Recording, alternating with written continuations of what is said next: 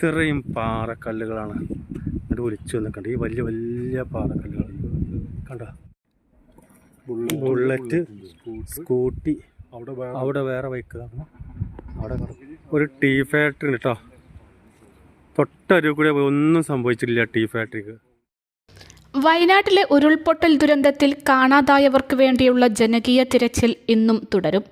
മുണ്ടക്കൈ, ചൂരൽമല ഉൾപ്പെടെയുള്ള 6 സോണുകൾ കേന്ദ്രീകരിച്ചായിരിക്കും ഇന്നത്തെ തിരച്ചിൽ. ക്യാമ്പുകളിൽ നിന്ന് സന്നദ്ധരായവരെ തിരച്ചിലിന് ഉൾപ്പെടുത്തിയിട്ടുണ്ട്. 126 പേരെയാണ് ഇനി കണ്ടെത്താനുള്ളത്. 8 മണിയോടെ തുടങ്ങുന്ന തിരച്ചിലിൽ പ്രാദേശിക ജനപ്രതിനിധികൾ, സന്നദ്ധ പ്രവർത്തകർ തുടങ്ങിയവരും പങ്കെടുക്കും.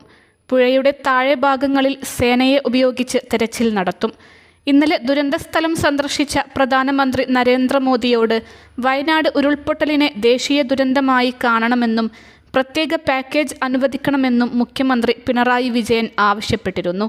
തുടർന്ന് ഉരുൾപൊട്ടൽ ദുരന്തബാധിതർക്ക് കേന്ദ്ര സർക്കാർ എല്ലാ സഹായവും നൽകുമെന്ന് പ്രധാനമന്ത്രി നരേന്ദ്രമോദി പ്രഖ്യാപിച്ചു. വയനാട് കളക്ടറേറ്റിൽ അവലോകന യോഗത്തിലാണ് പ്രഖ്യാപനം. കേന്ദ്ര സർക്കാർ കേരളത്തിനൊപ്പമുണ്ട്.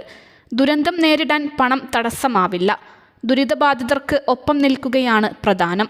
100 കണക്കിന് ആളുകളുടെ സ്വപ്നങ്ങളാണ് തകർന്നത്. അവരുടെ ജീവിത സുരക്ഷ ഭരണകൂടത്തിൻ്റെ ഉത്തരവാദിത്വമാണ് എന്ന് പറഞ്ഞ മോദി നാശനഷ്ടങ്ങളുടെ വിശദ വിവരങ്ങൾ സമർപ്പിക്കാൻ സംസ്ഥാന സർക്കാരിനോട് നിർദ്ദേശിക്കുകയും ചെയ്തു. ഒപ്പമുണ്ടെന്ന് ഉറപ്പു നൽകി സാന്ത്വനം പകർന്നു. പ്രധാനമന്ത്രിയുടെ വാക്കുകൾ അവർക്ക് അതിജീവനത്തിൻ്റെ വഴിയിൽ പ്രതീക്ഷയായി. മുഖ്യമന്ത്രി പിണറായി വിജയൻ, കേന്ദ്ര സഹമന്ത്രി സുരേഷ് ഗോപി, ഗവർണർ ആരിഫ് മുഹമ്മദ് ഖാൻ എന്നിവരും ഒപ്പമുണ്ടായിരുന്നു. ചീഫ് സെക്രട്ടറി ഡോക്ടർ വി വേണുവും ADGP MR അജിത് കുമാറും ദുരന്തത്തിൻ്റെ ചിത്രം വിവരിച്ചു. രാവിലെ കണ്ണൂരിൽ നിന്ന് വ്യോമസേന ഹെലികോപ്റ്ററിൽ 11:47 പ്രധാനമന്ത്രി വയനാട്ടിൽ എത്തിയത്. ഉരുൾ തകർത്ത ചൂരൽമലയും മുണ്ടക്കൈയും കോപ്റ്ററിലിരുന്ന് കണ്ടു. 12:15 കൽപ്പറ്റ SKMJ സ്കൂൾ ഗ്രൗണ്ടിൽ ഇറങ്ങിയ പ്രധാനമന്ത്രിയെ ഗവർണർ, മുഖ്യമന്ത്രി, സുരേഷ് ഗോപി, മന്ത്രിമാരായ K Rajan, OR Kelu, T Siddique MLA തുടങ്ങിയവർ ചേർന്ന് സ്വീകരിച്ചു. തുടർന്ന് മുഖ്യമന്ത്രിയോടൊപ്പം കാറിൽ ദുരന്തഭൂമിയിലേക്ക് എത്തി. ബെയ്ലി പാലത്തിൽ നിന്ന് എല്ലാം വീക്ഷിച്ചു. ഉരുൾ കവർന്ന വെള്ളാർമല സ്കൂൾ കാണണമെന്ന് പറഞ്ഞു. ആ കാഴ്ച പ്രധാനമന്ത്രിയെ നൊമ്പരപ്പെടുത്തി. അവിടെ പഠിച്ചിരുന്ന കുട്ടികളെപ്പറ്റി ആശങ്കയോടെ ചോദിച്ചു. സൈനിക ഉദ്യോഗസ്ഥൻ പ്രദേശത്തിൻ്റെ പഴയ ഭൂപടവും ദുരന്തത്തിന് ശേഷമുള്ള ഭൂപടവും കാണിച്ചു.